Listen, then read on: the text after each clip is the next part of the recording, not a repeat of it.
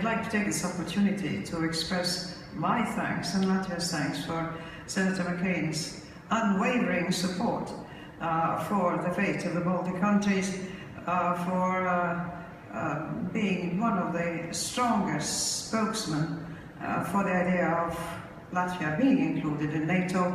When we started presenting our candidacy, Poland was already a member of NATO.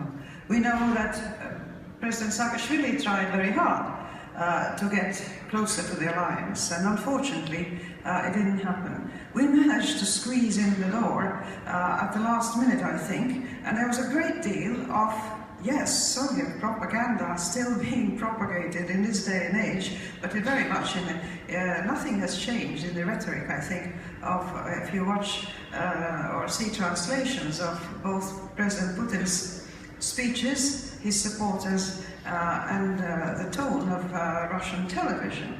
So thank you, Senator. You were one of the pillars of, I would say, a long view of history, a view of what democracy and what a free world is about. You know what the lack of freedom means in your personal life, and you had, I think, that particular sympathy for those people who have suffered for lack of liberty in more or less grievous ways, because we had large mass deportations in Latvia and our neighboring countries, which the satellite countries did not suffer. So that the suffering that we went through had been great, and the support that we received from the United States of America was fantastic. We feel safer because of it now, but we do feel that the world is under danger. I must say that the reluctance and the feeling about how one should react to Russia's expansionist ideas, I think President Kwasniewski has touched on a very important point.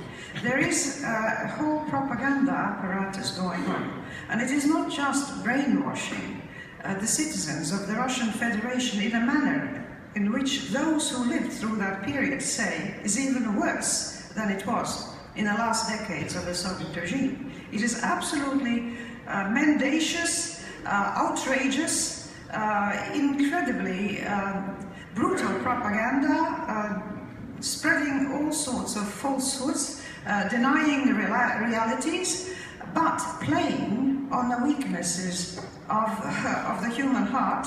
And yes, they are playing on the sense of Russians having been fed throughout the Soviet years with a sense of their destiny, of their superiority, of their heroism. Ever since the 1917 revolution, the slogan of the Communist Party had been that they had to free the workers of the world. Workers of the world unite.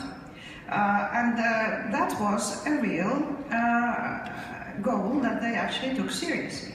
The decades after that saw them assume complete control of countries that had become free or had tried to become free after the First World War, reaching out to satellite countries in half of Europe, but they had their networks of propaganda and fellow travelers and so on everywhere in the world. In America, the public opinion decries the period of McCarthyism and the paranoia of that period. Senator McCarthy obviously went rather off the rails in his evaluation of the situation, but he did not go off the rails in pointing to the fact that there was a propaganda machine working and that there were fellow travelers and secret members of the Communist Party who were totally disloyal to the country and the state of which they were citizens. This is something that is a reality. It is something that, of course, is a means of destabilizing, and it depends on the spirit of the population as to how they react to it. Russia is a country that has not known democracy ever. Latvia did start a national awakening movement in the 19th century. It was a democratic movement before we had even a country which was declared its independence in 1918. There are traditions going back to the Reformation which give every person a sort of personal dignity that the Protestant religions recognize. They were given, the peasants were given the right to go to school so that they could read the Bible and their catechism. And we had a nation that was prepared for freedom. The sad thing is in Russia that people are actually being brainwashed into thinking that they are too weak to govern themselves, and that the world around them is hostile and hates them and attacks them because they're Russian, not because of the excesses that they committed and the aggressivities they committed and the wrongs. No, but because they're poor Russians and everybody hates them, which is absolutely not the case, because everybody in the world, we see like Tchaikovsky being played on the radio in every country that plays classical music. Everybody has at least seen the movie, if not read War and Peace, and so on and so forth. So the question is not there, the question is about the political stance towards your neighbors. Unfortunately, President Putin, once he came to power, established this vertical of power, which, as he got more power, gave him more desire for it. That is a very human thing. People who take drugs increase the dosage. Alcoholics need to drink more and more, and people who have sort of get high from power need more and more of it. His image, from what I have had contacts with him, is very clearly, he wishes to go down in history as somebody who will be beloved as a great leader by his nation for becoming, in one person, a combination of Peter the Great and Stalin, and I think Brezhnev maybe possibly not. But anyway, a sort of Peter II with good touches of Stalin thrown in for good measure.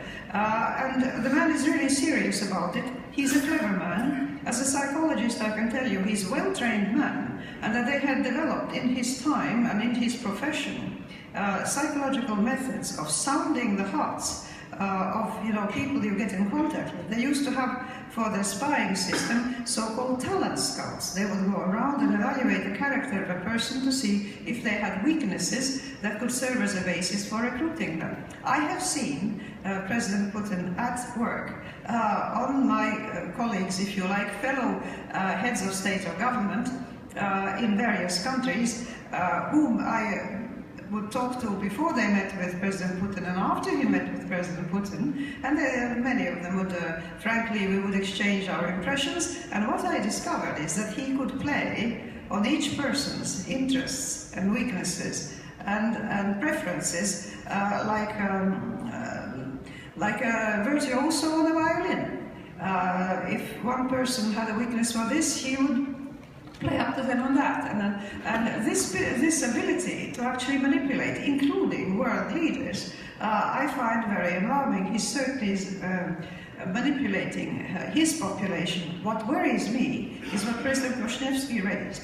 To what extent the propaganda and the illogical, truly illogical arguments that are being spread about, and we don't have time now to expound them in detail, are going to be swallowed whole by Western Europe, by America, and other countries in the world. One example. We should leave President Putin and Russia take over Ukraine because, after all, it's on their doorstep and it belongs to them and it's their sphere of influence. And as far as the Baltic countries, well, it was humiliating for Russia to have them become independent again. Then we might say that you Americans should never have had any relations with Britain because you humiliated poor King George with your war of independence, and the Brits never got over it.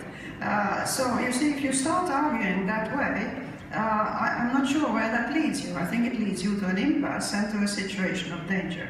The world is, at the moment, in danger of destabilization, of a disrespect for international law and order. The most serious situation is, I think, in a sense, Russia, because it is a powerful country, even as, of course, we all deplore what is happening in Syria, in Iraq, and many other places of the world. China is going to become a very powerful and potentially dangerous country for the world, but at the moment, the big danger